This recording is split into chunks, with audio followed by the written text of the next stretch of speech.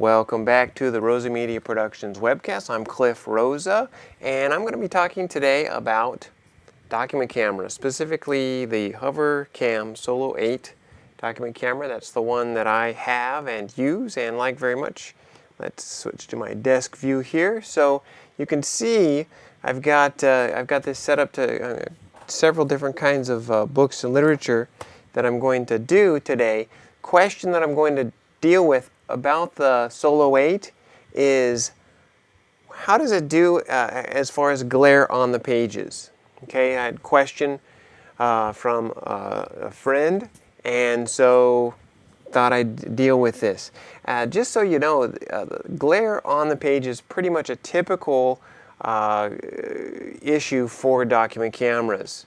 Okay, because of the way that they're set up. With the light source on the actual camera. Let me go back to this one. Light source generally on the actual camera. It's very difficult for a document camera to not have some kind of glare. Okay. Now, one solution that I've seen built into some higher-end document cameras is to have light sources that come out on the side, and you might have seen those with a whole desktop.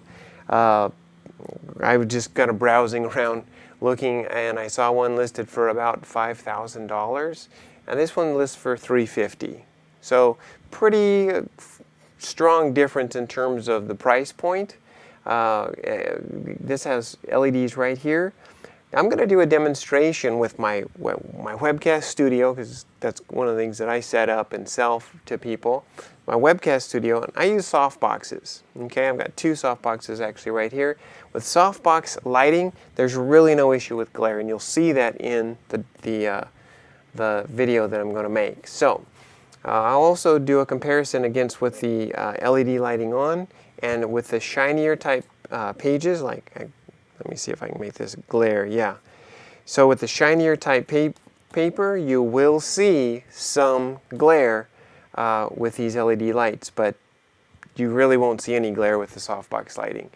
And frankly, if all you're going to be doing is document camera capture, I could see where you wouldn't really want to bother with any kind of softbox lighting. But if you're going to be doing lighting, if you're going to be doing some kind of a video style webcast or online course video, you might really want to consider getting some softbox lighting to light you, because well, it makes for some nicer lighting than just, say, your overhead lighting or whatever other lighting that you can get. So my website, rosamediaproductions.com, we don't sell the stuff ourselves, but I actually have links to an Amazon store with some adequate softbox lighting, not pro level stuff, just entry level.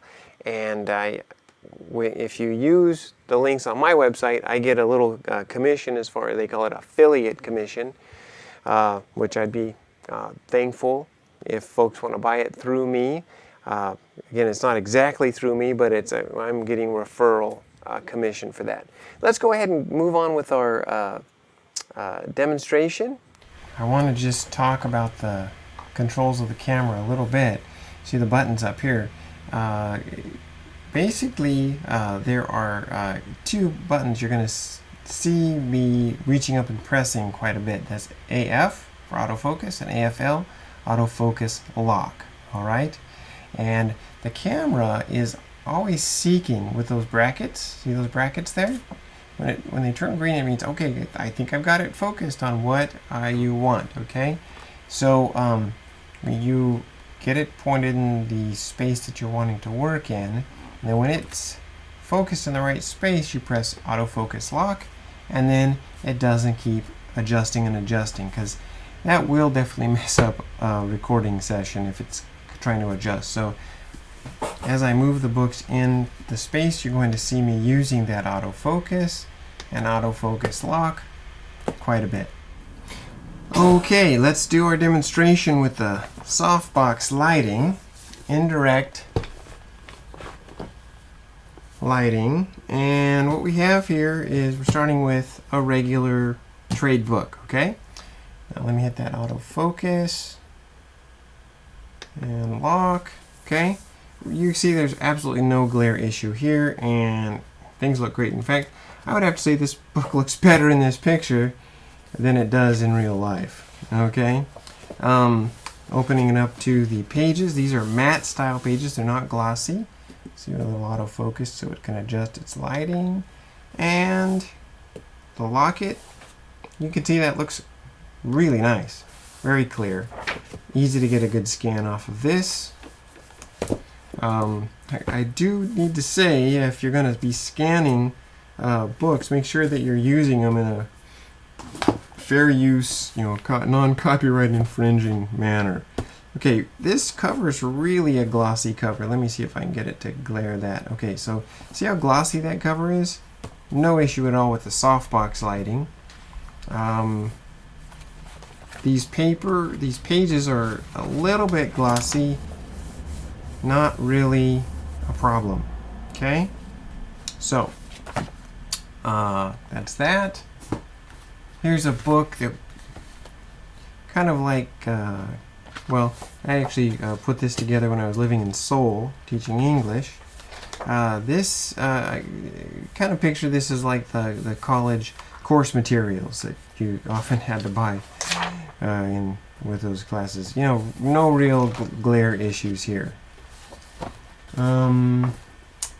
Here is a book with semi-glossy. I picked this because it's obviously not a textbook, but it's kind of along those lines, and it has some glossier images. Yeah, you see how that's showing up real well, actually. The softbox is great for this. No glare, period. I'd have to really work at it to make it glare at all. And now for the coup de grace, the magazine cover. Yeah, I'm a big Second Amendments guy, so this is one of the few magazines I actually have around. No, I can hardly make this real glossy magazine cover glare into the camera. Okay, and the inner pages, which are, even less glossy, are pretty much the same way. That's actually printed on the paper, that glare there, got a lens flare. Okay, so basically, so that was with Softbox, Indirect lighting. HoverCan Solo8 does its beautiful shots. It's really nice. Getting started here. Let's go ahead and go through our books. I want to point out the fact that I changed my lighting. I figure most people are not in a room with softboxes if they're just wanting to get a document camera and be able to use it. So I turned off the softboxes and have an overhead light, kind of like you might have in a classroom or some other institutional setting. And let's see here, autofocus lock. Okay, so got our LEDs on, and you can see a little bit of shine off of the shiny parts of this cover here. Okay, turning into the inside of the book, a little bit of glare, but not too bad. And let's try a little autofocus action here. Lock. Actually, I would say that looks pretty good. Now these are the matte style pages, not glossy pages. So for this kind of a paper, really not an issue. Okay.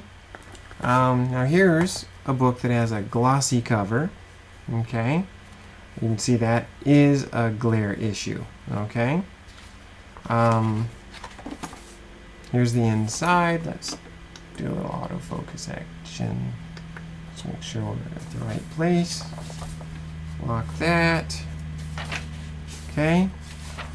Really not an issue. Now this is really not a glossy paper either. Okay.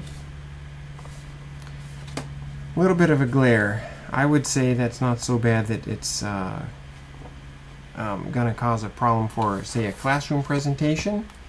But some people are wanting to use these to scan lots of books in. Hopefully not copyrighted material.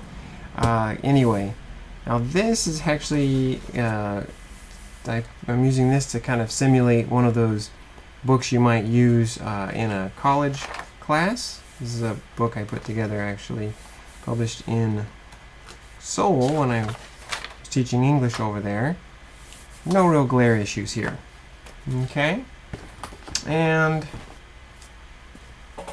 here's a book with some semi-glossy pages. You see, that could be an issue. Let me see here. I know this has fairly glossy with the illustration. Not great as far as that glare goes. Okay. And the coup de grace, the magazine. Okay. I'm a big Second Amendment rights guy, so my NRA magazine here, and you can see with this magazine glossy paper, definitely we've got an issue here. So if you're wanting to use this kind, you'll definitely need some indirect lighting such as softboxes and so forth. So there's the demonstration with the LED lighting. Okay, so I think we've gotten a pretty good idea that the softbox lighting does a great job as far as with no glare on the pages, and the onboard LED lighting for the Solo8 does a great job as long as the paper is more of a matte kind of paper and not the glossy paper.